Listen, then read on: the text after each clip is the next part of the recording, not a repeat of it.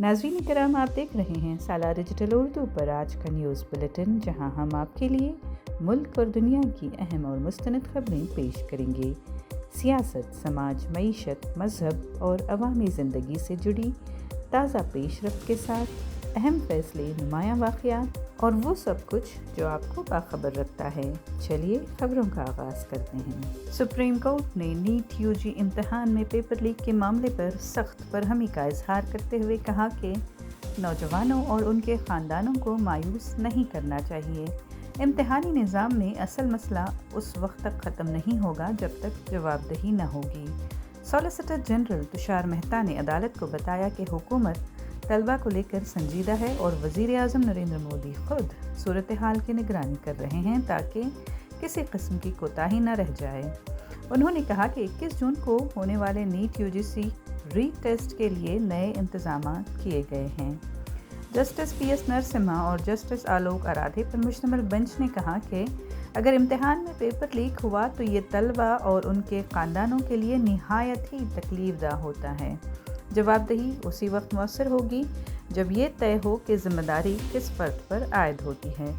Supreme court ने union public service commission की मिसाल देते हुए कहा कि वहाँ कभी पेपर लीक जैसी सूरत हाल सामने नहीं आई, इसलिए नेशनल टेस्टिंग एजेंसी NTA को दीगर इदारों से सबक लेना चाहिए।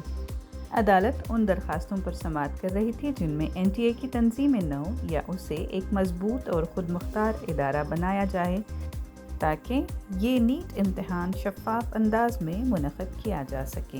नेशनल टेस्टिंग एजेंसी NTA ने नीट यूजी 2026 के उम्मीदवारों के लिए इम्तिहानी फ़ीस की वापसी के सिलसिले में बैंक अकाउंट की तफसीलात जमा कराने की आखिरी तारीख 22 जून तक बढ़ा दी है। नीट यूजी 2026 का दोबारा इम्तिहान 21 जून को होगा। NTA पहले ही वाज़ेह कर चुकी है कि री एग्ज़ाम के लिए उम्मीदवारों से कोई फ़ीस नहीं ली जाएगी और पहले जमा कराई गई फ़ीस वापस भी कर दी जाएगी। NTA के मुताबिक 13 लाख के करीब उम्मीदवार अब तक अपनी बैंक तफसीलात अपडेट कर चुके हैं। जिन उम्मीदवारों ने अभी तक मालूमात जमा नहीं कराई, उनकी सहूलत के लिए मोहलत में तोसी की गई है। उम्मीदवार अपने लॉगिन क्रेडेंशियल्स के ज़रिए नीट यूजी 2026 रजिस्ट्रेशन पोर्टल पर जाकर रिफ़ंड लिंक के ज़रिए बैंक अकाउंट की तफसीलात दर्ज कर सकते हैं। NTA ने कैंसल्ड चेक अपलोड करने का मशवरा भी दिया है। एजेंसी ने खबरदार किया है कि एक बार बैंक तफसीलात जमा कराने के बाद इनमें किसी किस्म की तब्दीली की इजाज़त नहीं होगी। बैंक मालूमात जमा कराने की सहूलत 22 जून रात 11:50 तक रहेगी। दूसरी जानिब संजय राउत ने नीट सवालिया पर्चों की तरसील के लिए भारतीय फ़िज़ाइया के इस्तेमाल पर तनक़ीद करते हुए कहा कि ये इंतज़ामी नाकामी है। उनके मुताबिक मुस्लिह अफवाज का काम मुल्की सरहदों का दिफा करना है, न कि NTA और वज़ारत तालीम की नाअहली पर पर्दा डालना।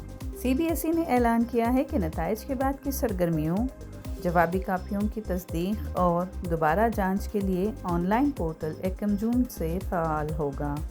बोर्ड ने एक्स पर जारी बयान में कहा कि यह फ़ैसला तलबा के लिए शफ़ाफ और तकनीकी ख़राबियों से पाक अमल को यकीनी बनाने के लिए किया गया है।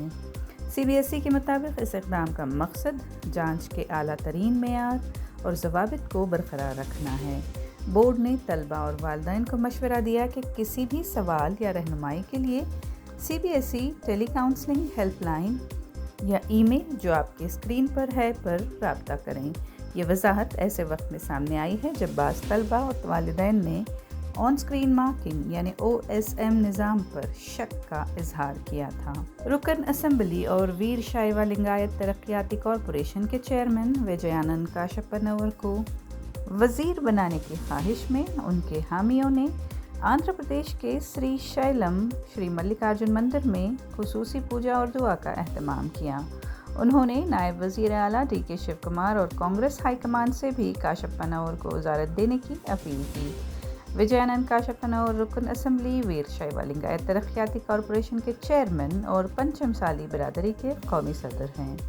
وہ شروع سے ہی وزارتی عہدے کے خواہش مند رہے ہیں اور اس سلسلے میں ریاستی کانگریس قیادت کے ساتھ ساتھ ہائی کمان کی سطح پر بھی مسلسل کوشش کر رہے ہیں۔ بیلگاوی ضلع کے گاؤں میں واقع ایس ایم کے فرنیچر شو روم میں صبح شدید آگ لگنے سے تقریباً 6 کروڑ روپے مالیت کا نقصان ہوا ہے۔